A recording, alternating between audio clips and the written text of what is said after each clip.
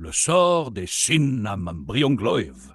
Faidnam, druide des plaines et des brumes, se leva au premier soupir de l'aube, bien avant que le soleil n'étende ses doigts sur les vallées. De sa fenêtre, il observa les Macchair Seo, ces vastes prairies brumeuses que les anciens nommaient ainsi parce qu'elles semblaient respirer les rêves de la nuit. Il savait que cette brume légère et dansante annonçait la saison Nambriongloïde, les chapeaux des rêves, ces petits êtres qui poussaient sous les pas invisibles des fées.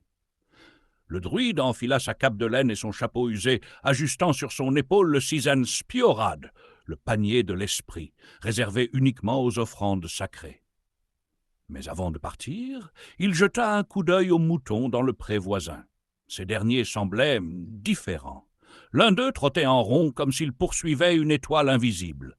Un autre secouait la tête, trébuchant sur ses propres pattes avant de s'arrêter net pour fixer le ciel. « Le sort des chapeaux les a pris », murmura Faidnam, un sourire au coin des lèvres. Les anciens disaient que les Sinnambriongloidi, lorsqu'ils éclosaient en nombre, jetaient un charme léger sur les animaux qui en mangeaient par mégarde. Ce comportement étrange des moutons était toujours le signe que la récolte serait bonne. La marche dans les prairies, Faidnam traversa les Macchaïcheo, ces prairies baignées de brume où l'herbe était perlée de rosée, et chaque pas faisait éclater un éclat de lumière, comme si les gouttelettes murmuraient les secrets de la nuit. On disait que ce brouillard était le Anail Natalun, le souffle de la terre, un voile que la déesse de la plaine tendait pour protéger ses trésors les plus précieux.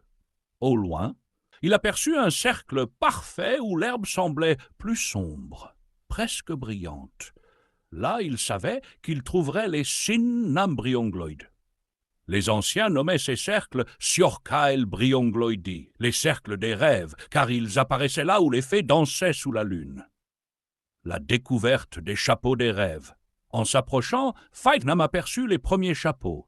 Ils brillaient faiblement à la lueur du matin, comme si la lumière les choisissait parmi l'herbe. Les lanternes du petit peuple, se dit-il, car ces champignons semblaient toujours guider ceux qui savaient regarder. Il s'accroupit et murmura une prière à voix basse. « Sinnambriongloïde, chapeau des rêves, laissez-moi partager votre sagesse. Vos racines resteront et vos secrets voyageront. » Avec son Sianandomain, la lame de la terre, il coupa délicatement les champignons à leur base, prenant soin de ne pas troubler le corps Naofa, le corps sacré, ces filaments invisibles qui reliaient tous les êtres sous la surface.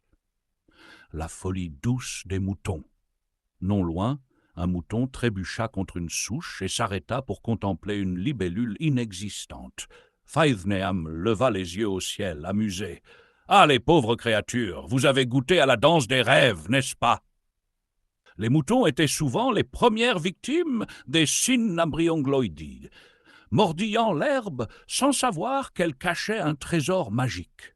Leur folie passagère, que les anciens appelaient Geisbriongloïde, le sort des rêves, rendait ces créatures encore plus comiques qu'elles ne l'étaient déjà. Faidnam nota mentalement qu'il devrait prévenir le berger. Bien que les moutons ne souffrent aucun mal, leur rêverie pouvait rendre la tonte. « Intéressante, un mouton sous le sort peut croire qu'il est roi, disait-on souvent. » Le retour au sanctuaire. Quand le panier fut rempli, le druide se redressa, ses genoux humides d'avoir passé trop de temps dans l'herbe. Il jeta un dernier regard où la brume commençait à se lever. Le vent, qu'il appelait Swil Nagaoit, l'œil du vent, caressa doucement son visage. « Le souffle du monde est avec nous aujourd'hui », murmura-t-il en serrant le panier contre lui. De retour à sa cabane, il vida les champignons sur une planche d'if et ouvrit les volets pour laisser entrer la lumière. Ce processus, Anail Nagrain, le souffle du soleil, marquait le début de leur transformation.